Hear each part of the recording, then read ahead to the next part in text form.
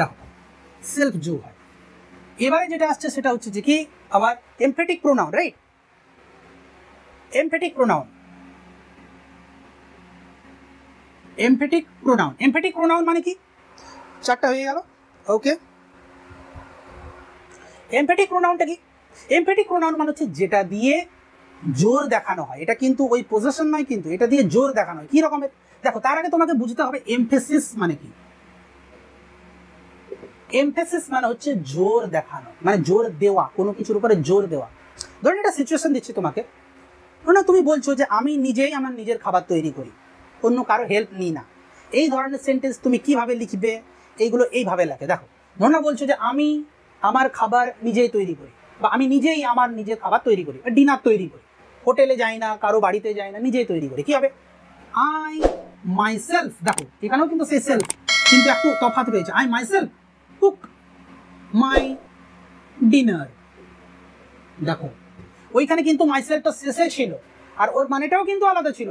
ওখানে ছিল আমি নিজেকে, আই মাইসেলফ মানে ওখানে হচ্ছিল আমি নিজেকে, যে আই পানিশড মাইসেলফ মানে আমি পানিশ করেছিলাম, শাস্তি দিয়েছিলাম নিজেকে।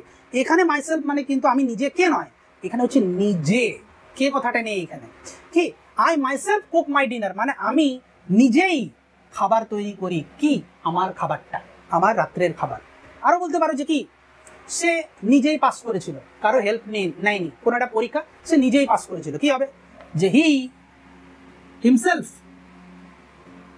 Himself passed the exam. দেখো সে নিজেই পাস করেছিল এক্সামটা, ঠিক আছে? তো এই ধরনের যে প্রোনাউনগুলোকে বলা হয় এমফেটিক প্রোনাউন। কারণ কি এমফেসিস দেওয়া হচ্ছে, মানে জোর দেওয়া হচ্ছে, জোর জোর জোর, ঠিক আছে? স্ট্রেস দেওয়া হচ্ছে। তার মানে কি আই মাইসেলফ মানে আমি নিজেই করি, তাই তো? হি হিমসেলফ মানে সে নিজেই করে, ওই সেম একটু আগে যেমন দেখালাম, he himself, she herself, you yourself. খেয়াল রাখবে, হচ্ছে কেস। দেখো কিন্তু এর আগে একটা জিনিস তোমাকে আমি দেখিয়ে দিচ্ছি, যে এই যে দুটো ডিফারেন্সটা তোমরা কনফিউজড হয়ে যেতে পারো যে এমফেটিক প্রোনাউন কোনটা, রিফ্লেক্সিভ প্রোনাউন কোনটা। দেখো আমি দুটো উদাহরণ দিচ্ছি। হি পানিশড হিমসেলফ, এইখানে হিমসেলফটা কিন্তু কি হচ্ছে আমার রিফ্লেক্সিভ প্রোনাউন, ঠিক আছে? আর যদি বলি যে he himself cooks his lunch, এইখানে কিন্তু এটা হচ্ছে এমফেটিক প্রোনাউন। কেন? কেননা এখানে জোর দেওয়া হচ্ছে, ঠিক আছে? আর এইখানে কিন্তু রিফ্লেক্সিভ প্রোনাউন। কেন? কেননা এই যে হিমসেলফ মানে কি বললাম, যে এই লোকটাকেই দেখানো হচ্ছে এখানে, প্লাস এটা অবজেক্ট। খেয়াল রাখবে রিফ্লেক্সিভ প্রোনাউন হলে কিন্তু সেটা একটা অবজেক্টের মতো কাজ করে। কার অবজেক্ট? এই ভার্বটার অবজেক্ট। পানিশ করেছিল কাকে? না নিজেকে। আর এখানে কিন্তু এরকম ব্যাপার নেই, এখানে জাস্ট জোর দেওয়ার জন্য ব্যবহার করা হচ্ছে। তো আর আমি লিখছি না, কারণ অলরেডি আমি লিখে দিয়েছি সেলফগুলো কিভাবে আসে, হি হিমসেলফ, শি হারসেলফ, ঠিক আছে? যাই হোক, তাও নেক্সট যেটা আসছে সেটা হচ্ছে যে কি ইন্টারগেটিভ প্রোনাউন, তাই তো? ইন্টারগেটিভ প্রোনাউন, ইন্টারগেটিভ মানে কি? ইন্টারগেটিভ প্রোনাউন, ইন্টারগেটিভ মানে হচ্ছে প্রশ্নবাচক, তাই তো? ইন্টারগেটিভ প্রোনাউন, ইন্টারগেটিভ প্রোনাউন সেইগুলোকে বলা হয় যে ওয়ার্ডগুলো দিয়ে বেসিক্যালি, বা যে প্রোনাউনগুলো দিয়ে বেসিক্যালি আমরা কি করি, কোনো প্রশ্ন করি। কোন ওয়ার্ডগুলো দিয়ে আমরা প্রশ্ন করি? WH ওয়ার্ডগুলো দিয়ে প্রশ্ন করি, তাই তো? তো কোনগুলো? সেইগুলো দেখো আমি লিখে দিচ্ছি। হু, হু মানে কি? কে, বা কারাও হয়, কিন্তু এর মানে হচ্ছে কারা, মানে দুটোই হয়, এক বচনেও হু আর বহু বচনেও হু। নেক্সট কি আসছে? হুইচ, তাই তো? হুইচ মানে কি? কোনটি বা কোনগুলিও হয়, ঠিক আছে? হুইচ। নেক্সট কি আসছে? হোয়াট, হোয়াট মানে কি? হোয়াট মানে হচ্ছে কি, ঠিক আছে? তাহলে এই তিনটে হচ্ছে আমার কি ইন্টারগেটিভ সেন্টেন্স। অবভিয়াসলি এর যখন অবজেক্টিভ কেস আমরা দেখবো, মানে কর্মকারকের ক্ষেত্রে কি হয়ে যায়, হু থেকে হুম হয়ে যায়, এই রকম অ্যাকচুয়ালি, ঠিক আছে? হু থেকে হুজ, হুজও হয়ে যায়। হুজটা কিন্তু নয়, হুজটা আবার পজিটিভ অ্যাডজেক্টিভ হচ্ছে। আমি আবার বলছি, পজিটিভ অ্যাডজেক্টিভ নিয়ে যদি তোমরা জানতে চাও, তাহলে আমি উপরে আই বাটনে আমি লিঙ্ক অলরেডি দিয়ে দিয়েছিলাম, ডেসক্রিপশনে তোমরা দেখতে পারো, ওকে দেখো। তাহলে এখন কথা হচ্ছে এগুলোর ব্যবহার কি রকমের, কিভাবে আমরা বলবো যে ইন্টারগেটিভ প্রোনাউন। কেন? কারণ নেক্সট যখন আমি পড়াবো এক্ষুনি, এর নেক্সট যেটা রয়েছে যেটা হচ্ছে রিলেটিভ প্রোনাউন, ওখানেও দেখবো যে হু, হুইচ, হোয়াট রয়েছে, কিন্তু তার ফাংশন আলাদা, তার মানে আলাদা, তার কাজ আলাদা, সেখানে কিন্তু ওই রকম ব্যবহার হচ্ছে না, প্রশ্ন করার জন্য ব্যবহার হচ্ছে না। তাহলে আগে এখানে দেখি যে কিভাবে ইন্টারোগেটিভ প্রোনাউন হিসেবে এই ওয়ার্ডগুলোর কিভাবে ব্যবহার হচ্ছে। যেমন ধরুন একটা বলা হচ্ছে যে হু কেম হিয়ার ইয়েস্টারডে, মানে কি কে এসেছিল এখানে গতকাল। দেখো ভালো করে লক্ষ্য করো, কে এসেছিল তার মানে কি প্রশ্ন করছি। আর এই যে হু ওয়ার্ডটা বেসিক্যালি কি কোনো একটা মানুষকেই তো দেখাচ্ছে, কোনো একটা নাউন, কোনো একটা তো নিশ্চয়ই নাম ছিল, তার বদলেই তো হু বলছি আমি। জানা নেই সেটা আলাদা ব্যাপার যে কে ছিল লোকটা, কারণ এটা প্রশ্ন ফর্মে আছে। ইন্টারোগেটিভ প্রোনাউন কেন বলা হচ্ছে? কারণ এটা প্রশ্ন বানানোর জন্য ব্যবহার করা হচ্ছে, তাই তো আমরা ইন্টারোগেটিভ প্রোনাউন বলছি। তাহলে ভালো করে লক্ষ্য করো, এই যে হু মানে হচ্ছে কে, আর এটা কি কোনো একজন ব্যক্তিকেই তো বোঝাচ্ছে। খেয়াল রাখবে হু কিন্তু সবসময় ব্যক্তিকেই বোঝায়, ঠিক আছে। আর ধরে নাও হুইচ দিয়ে যদি বলা হয়, হুইচ ধরে নাও তোমার কাছে অনেকগুলো বই রয়েছে, দোকানে গেছো অনেকগুলো বই রয়েছে, তুমি চাইছো যে যেটা সস্তা সেই বইটা তুমি কিনবে। তুমি দোকানদারকে জিজ্ঞাসা করছো যে which of these books is cheap, cheap মানে সস্তা। তুমি বলছো যে এই বইগুলোর মধ্যে কোনটা সস্তা। হুইচ অফ দিজ বুকস, দেখো এই যে বুকসকে বোঝানো হচ্ছে, বুকসগুলির বদলে তুমি ইউজ করছো, বা বলা হচ্ছে যে পার্টিকুলার একটা বই যেটা হচ্ছে সস্তা, তার বদলেই তো তুমি হুইচ ব্যবহার করছো এখানে, শুধু প্রশ্ন করার জন্য যে কি which of these books is chip, এই বইগুলির মধ্যে কোনটা সস্তা। এই যে কোনটি বা কোনটা যেটাই বলবে একই মিনিং। তার মানে কি এই যে হুইচটা আমাকে প্রশ্ন করার জন্যে, মানে প্রশ্ন করতে সাহায্য করছে, তাই আমরা একে কি বলছি ইন্টারোগেটিভ প্রোনাউন। ইন্টারোগেটিভ প্রোনাউন, ঠিক আছে, হচ্ছে কেস। একই রকম ভাবে হোয়াট দিয়ে বলতে পারি, হোয়াট ইজ ইউর নেম, কি হয় তোমার নাম। এই যে নামকে জিজ্ঞেস করছি কি হয় তোমার নাম, তাহলে হোয়াটটা ওইখানে হয়ে গেল কি ইন্টারোগেটিভ প্রোনাউন, ঠিক আছে। দেখো এই হচ্ছে আমার 5 নম্বরের হয়ে গেল। দেখো এবারে যেটা আসছে সেটা হচ্ছে রিলেটিভ প্রোনাউন, খুবই ইম্পর্টেন্ট এটা। দেখো 6 নম্বর হচ্ছে রিলেটিভ প্রোনাউন। দেখো এটা বেশ ইন্টারেস্টিং জিনিস, এটা তোমরা অলরেডি করেওছো, জয়েনিং করার সময় করেছো এটার ব্যবহার। ভালো করে লক্ষ্য করো, রিলেটিভ প্রোনাউনেও কিন্তু হু হুইচ হোয়াট আর আরেকটা থাকে যেটা হচ্ছে দ্যাট, কিন্তু এখানে তো প্রশ্ন করার জন্য ব্যবহার করা হয় না। এখানে কি করা হয়, দুটো সেন্টেন্সকে যোগ করার জন্য ব্যবহার করা হয়, জয়েনিং এ ইউজ করা হয় এই সমস্ত ওয়ার্ডগুলো। খেয়াল করো তো, জয়েনিং এর সময় এই যে হু হুইচ হোয়াট দ্যাট এইগুলোকে আমরা কি বলি, লিঙ্কার বলি, তাই তো, মানে কি লিঙ্ক করার জন্য ব্যবহার করি, তাই তো একে আমরা বলছি কি লিঙ্কার। আর খেয়াল রাখবে এই রিলেটিভ প্রোনাউন বলা হচ্ছে এই জন্যই কারণ একটা রিলেশন দেখায়, আমি দেখাচ্ছি সেটাকে। কিন্তু ইম্পর্টেন্ট জিনিস যেটা এখানে দেখার সেটা হচ্ছে যে কি, যে যখনই রিলেটিভ প্রোনাউন হয়ে গেল এই ওয়ার্ডগুলো, তখন কিন্তু আর কে কোনটি এইরকম মানে থাকে না। কি রকম মানে হয়, তখন হুয়ের মানে হয়ে যায় যে, নিশ্চয়ই তোমরা করেছো এইগুলো। হুইচের মানে কোনটি থাকে না, তখন হয়ে যায় যেটি। হোয়াট মানে কি থাকে না, তখন এর মানে হয়ে যায় যেটা বা যেটি, সেম, ঠিক আছে। দ্যাটের মানে হয়ে যায় যে। বুঝা কি বলছি, কারণ কি রিলেটিভ প্রোনাউন কিন্তু কোনো প্রশ্ন করার জন্য ব্যবহৃত হয় না, শুধুমাত্র কি করার জন্য ব্যবহৃত হয়, দুটো সেন্টেন্সকে যোগ করার জন্য। কিভাবে দেখো আমি দেখাচ্ছি। ধরে নাও বলা হলো যে রবীন্দ্রনাথ ওয়াজ এ গ্রেট পোয়েট, ঠিক আছে। রবীন্দ্রনাথ কবি একজন মহান কবি ছিলেন। এবার বলছি যে হি রোট গীতাঞ্জলি, তিনি লিখেছিলেন গীতাঞ্জলি। এখন এই যে সেন্টেন্স দুটো রয়েছে একে যদি আমরা যোগ করি, মানে জয়েনিং করি, কি দিয়ে যোগ করব, হু দিয়েই তো যোগ করতে পারি, তাই তো। কি হবে দেখো ভালো করে লক্ষ্য করে, রবীন্দ্রনাথ ওয়াজ, বা ধরুন এটাকে আমরা হুটা এখানেই লাগাতে পারি, যে রবীন্দ্রনাথ যিনি, হু মানে কি যে বা যিনি দুটোই বলতে পারো, হু ওয়াজ এ গ্রেট পোয়েট রোড, লিখেছিলেন কি এই যে গীতাঞ্জলি। ভালো করে লক্ষ্য করো, এই হুয়ের মানে কিন্তু এখানে কে নয়। আমি আগে বললাম ইন্টারোগেটিভ প্রোনাউনের সময় হুয়ের মানে ছিল কে, মানে কোশ্চেন করছে তার জন্য, প্রশ্ন করছে তার জন্য। এখানে কিন্তু হুয়ের মানে হচ্ছে কি এই যে এই যে দেখো এই হুটা এখানে কি করলো, এই একটা সেন্টেন্স আর এই একটা সেন্টেন্সকে যোগ করার জন্য সাহায্য করলো, মানে বেসিক্যালি লিঙ্কার হিসেবে কাজে লাগলো। যে রবীন্দ্রনাথ যিনি ছিলেন একজন গ্রেট পোয়েট, লিখেছিলেন গীতাঞ্জলি। বুঝে গেল কি বলছি, তাহলে এই হচ্ছে কেস। যাই হোক, এবার নেক্সট হচ্ছে কি হুইচ মানে হচ্ছে যেটি মানে কি, যেটি কোনো বস্তুর ক্ষেত্রে ইউজ করি। যেমন ধরুন একটা যদি সেন্টেন্স বলা হয় যে আমি একটা বই কিনেছিলাম, আই বট এ বুক, এবার সেটাকে আরেকটা সেন্টেন্স তুমি দিলে, দ্য বুক ওয়াজ এক্সপেন্সিভ, বইটি ছিল খুব দামি, তখন তুমি কিভাবে যোগ করবে? I bought A book which was expensive, যেটা ছিল এক্সপেন্সিভ। ভালো করে লক্ষ্য করে এই যে হুইচটা ওই দুটো সেন্টেন্সকে যোগ করতে সাহায্য করলো, তাই তো? তাই আমরা কি এটাকে বলছি রিলেটিভ প্রোনাউন। কারণ কি এই যে প্রোনাউনটা মানে হুটা প্রোনাউন হিসেবে কি করছে, এই যে রবীন্দ্রনাথের সাথে বাকি অংশটাকে কি করছে একটা রিলেশন তৈরি করছে। জানো কি বলছি?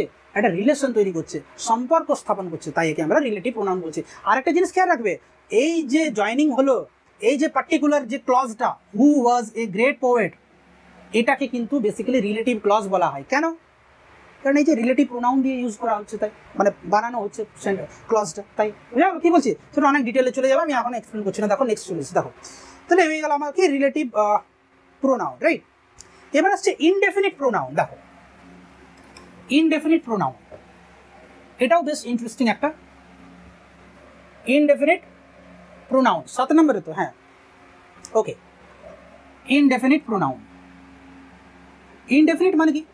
ডেফিনিট মানে কি নির্দিষ্ট, ইনডেফিনিট মানে কি অনির্দিষ্ট। এখন এটার ব্যবহার কি রকম দেখো। ইনডেফিনিট প্রোনাউন যেগুলো হয় সেগুলো কি করে, যে কোনো ব্যক্তি বা বস্তুকে অনির্দিষ্টভাবে দেখায়, মানে তুমি তার স্পেসিফিক বলতে পারো না যে কে অ্যাকচুয়ালি কাজটা করছে এখানে। বুঝা গেল কি বলছি? যেমন ধরে নাও, এর উদাহরণগুলো আমি লিখে নিচ্ছি, তাহলে সুবিধা হবে তোমার। দেখো ধরো বলা হলো ওয়ান, অল, ঠিক আছে? বা যেমন ধরো বলা হলো সাম, ঠিক আছে? সাম, মেনি, ঠিক আছে? এই ওয়ার্ডগুলো এখন এর ব্যবহার কি রকম হবে বা এর মানেটা কি, ভালো করে লক্ষ্য করো। এখানে ওয়ান মানে কিন্তু একটি নয়, এখানে ওয়ান মানে হচ্ছে একজন, একজন। সাম মানে কিন্তু এখানে কিছু নয়। আমি এখন তখনই দেখালাম তখনই তোমার ডেমনস্ট্রেটিভ প্রোনাউনের ক্ষেত্রে, সেখানেও কিন্তু সাম ছিল, কিন্তু সেখানে তার অর্থ আলাদা ছিল। সেখানে সাম মানে ছিল কিছু, এখানে সাম মানে কিছু নয়, এখানে সাম মানে হচ্ছে কেউ কেউ। দেখো সাম মানে হচ্ছে কেউ কেউ, একবার কেউ নয়, কেউ কেউ। এখানে মেনি মানে হচ্ছে অনেকে, অনেক আর অনেকের মধ্যে তফাৎ রয়েছে। অনেক বলছো তার মানে তখন অ্যাডজেক্টিভ হয়ে গেল, আর এখানে অনেকে মানে কিন্তু কিছু লোককে বোঝাচ্ছ। দেখো উদাহরণ দিলেই বুঝতে পারবে। যেমন ধরো তুমি বললে যে একজন গতকাল এখানে এসেছিল, গতকাল এখানে একজন এসেছিল, ওয়ান। বা ধরো এইরকম বলছি, একটা ভালো সেন্টেন্স বলছি যে one should do one's duty. এর মানে কি? একজনের করা উচিত তার ডিউটি, একজনের করা উচিত তার নিজের কর্তব্য। ভালো করে লক্ষ্য করো, এখানে ওয়ান মানে কিন্তু অনির্দিষ্ট একজন লোককে বোঝাচ্ছে। আমরা জানি না যে কোন লোককে বোঝাচ্ছে। বুঝলে কি বলছি? এখানে হি সি দে কিচ্ছু লেখা নেই, এখানে বলা হচ্ছে একজন, মানে সবার ক্ষেত্রেই বেসিক্যালি ব্যবহার করছে। বুঝলে কি বলছি? তাহলে এই জন্য একে আমরা বলছি কি অনির্দিষ্ট, মানে কি ইনডেফিনিট প্রোনাউন। বুঝলে কি বলছি? আর কি এই যে ওয়ানটা কোনো একজন ব্যক্তির পরিবর্তেই তো ব্যবহার করছি, তাই তো তাকে আমরা প্রোনাউন বলতে পারছি। প্রোনাউন কাকে বলি? যখন একটা নাউনের পরিবর্তে ব্যবহার করি। এই ওয়ানের পরিবর্তে আমরা কি কোন একটা নাউনও তো বলতে পারতাম, যে Ram should do his duty, যে রামের করা উচিত তার নিজের কর্তব্য। তো এই যে রামের বদলে ধরে নাও এই যে ওয়ান বললাম, যে একজনের করা উচিত তার নিজের ডিউটিটা, নিজের কর্তব্যটা। একই রকম ভাবে আমরা সাম দিয়ে বলতে পারি। ধরে নাও বলা হলো যে কোনো একজন ব্যক্তির নিয়ে কিছু একটা বলা হচ্ছে, যে তুমি বলছো যে কেউ কেউ বলেন যে তিনি খুব ভালো ম্যাথমেটিশিয়ান, তিনি একজন জিনিয়াস, ঠিক আছে? কি বলছো? যে সাম সে দ্যাট, ধরুন একজনের নাম বলা হচ্ছে যে Rakesh is a genius, Rakesh is a genius. মানে কি কেউ কেউ বলেন, দেখো আমি এখনই বললাম যে সাম মানে কিন্তু কিছু নয়, এখানে সাম মানে কিন্তু কি কয়েকজন লোককে বলছে, ঠিক আছে? কয়েকজন লোক মানে কি অনির্দিষ্ট হয়ে গেল, স্পেসিফিক, আমরা জানি না, ডেফিনিট নয়, তাই তো আমরা ইনডেফিনিট প্রোনাউন বলছি। যে সাম সে কেউ কেউ বলেন দ্যাট রাকেশ হয় একজন জিনিয়াস, কেউ কেউ বলেন যে রাকেশ একজন জিনিয়াস, একজন বুদ্ধিমান একজন লোক। বুঝলে কি বলছি? তাই তো একে আমরা কি বলছি ইনডেফিনিট প্রোনাউন বলছি। দেখো সামের পরিবর্তে আমরা মেনিও বসাতে পারি, যে অনেকে বলেন যে রাম হয় একজন জিনিয়াস। দেখো এটার পরিবর্তে আমরা মেনিও বলতে পারতাম, যে মেনি সেজ হচ্ছে না কেন? কেননা এটা সিঙ্গুলার নয়, এটা কি, এটা হচ্ছে কি তোমার প্লুরাল, তাই তো? সাবজেক্ট এখানে প্লুরাল রয়েছে, তাই এখানে আমরা সেজ বলতে পারছি না, সে বলছি। তাহলে কি হচ্ছে? Many say that Rakesh is a genius, যে রাকেশ হয় একজন জিনিয়াস। বুঝলো কি বলছি? তার মানে আমরা বলতে, দেখো অল বলতে পারো, দেখো এর বদলে, ঠিক এর বদলে কিন্তু অল বলতে পারো। অল সবাই বলে, অল সে। বা ধরুন অল দিয়ে একটা ভালো সেন্টেন্স আমি বানাচ্ছি। ধরুন বলা হলো যে অল অ্যাগ্রিড, অ্যাগ্রি করা মানে কি রাজি হওয়া, to my proposal, to my proposal, সবাই অ্যাগ্রি করলো আমার প্রস্তাবে। ভালো করে লক্ষ্য করো, সবাই মানে কিন্তু আমরা নিশ্চয়ই কয়েকজন লোকের পরিবর্তেই ব্যবহার করছি, তাই তো একে আমরা কি বলছি, একটা প্রোনাউন। অল মেন বা অল পিপল বা অল ধরে না বলা মেম্বার্স যদি তুমি বললে, তখন কিন্তু অলটা আর প্রোনাউন থাকলো না। বুঝলে কি বলছি, হচ্ছে কেস। তাহলে কি হলো, অল অ্যাগ্রিড মানে সবাই অ্যাগ্রি করলো যে কিসে, আমার প্রস্তাবে, তার জন্য একে আমরা একটা প্রোনাউন বলছি। বুঝলো কি বলছি, এই অলটাই কিন্তু বেসিক্যালি এখানে কি সাবজেক্ট, ঠিক আছে। আর যেহেতু এটা একটা অনির্দিষ্ট কয়েকজনকে বোঝাচ্ছে, হি সি ইট দে কিছু বলছে না, তাই একে আমরা বলছি কি ইনডেফিনিট প্রোনাউন, অনির্দিষ্ট প্রোনাউন। বোঝা গেল কি বলছি, হচ্ছে কেস। তাহলে ইনডেফিনিট প্রোনাউন হলো। নেক্সট হচ্ছে ডিস্ট্রিবিউটিভ প্রোনাউন। দেখো কি হচ্ছে ডিস্ট্রিবিউটিভ প্রোনাউন। ডিস্ট্রিবিউট করা মানে কি বিতরণ করে দেওয়া, তাই তো, বিতরণ করে দেওয়া, distributive pronoun. Distributive pronoun, distributive pronoun তখনই বলা হয় একটা প্রোনাউনকে যখন সে কি করে, যে কিছু লোকের প্রত্যেককে আলাদা আলাদা করে বোঝায়। কি বললাম, প্রত্যেককে আলাদা আলাদা করে আইডেন্টিফাই করে, তখন সেই নাউনটাকে বলি আমরা একটা কি ডিস্ট্রিবিউটিভ প্রোনাউন। আগে এটা উদাহরণ লিখে নিচ্ছি। দেখো আমি শুরুতেই বলেছিলাম না, আইদার নাইদার ওইগুলো এখানে ব্যবহৃত হবে। কি হবে, যেমন ধরুন না বলা হলো যে ইচ, ইচটা বলতে পারো আমরা শুধু ইচ, ইচ মানে প্রত্যেকটি, ঠিক আছে। আইদার, আইদার অর না, কিন্তু আইদার অর হচ্ছে একটা তোমার আলাদা কনজাংশন হয়ে গেল, ওটা কোরিলেটিভ কনজাংশন। শুধু আইদারের কথা বলা হচ্ছে, ইচ হলো, আইদার হলো, নাইদার হলো, এভরিওয়ান বলতে পারো,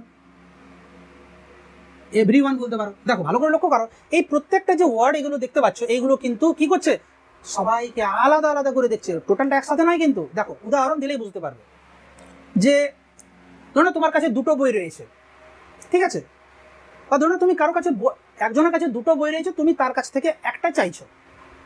তুমি কি বলছো, যে আই ওয়ান্ট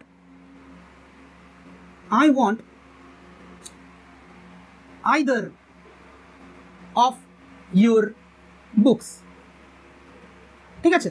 আমি চাই, আইদার মানে হচ্ছে, খেয়াল রাখবে, আইদার মানে কিন্তু যে কোনো একটি, যে কোনো একটি, আইদার মানে হচ্ছে যে কোনো একটি। এর মানেটা কি দাঁড়ালো, আমি চাই আইদার অফ ইউর বুকস মানে কি তোমার বইগুলির মধ্যে যে কোনো একটা।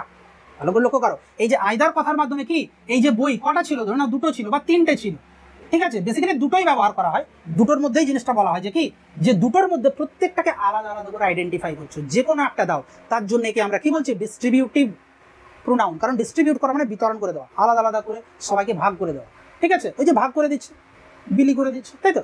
আরো কি বলতে পারি, দেখো নাইদার মানে ঠিক উল্টোটা। এখানে তুমি বলছো যে আমি চাই তোমার বইগুলোর মধ্যে যে কোনো একটা। এবার যদি তুমি বলো যে আমি তোমার বইগুলোর একটাও চাই না, তখন কি হবে, I want neither of your books মানে কি, আমি চাই নাইদার অফ ইউর বুকস মানে কি, আমি চাই না তোমার একটাও, মানে তোমার বইগুলোর একটাও আমি চাই না। বুঝলো কি বলছি, ইটস এ কেস। তবে এটাকে আমরা সাবজেক্ট হিসেবে ইউজ করতে পারি, যে কি নাইদার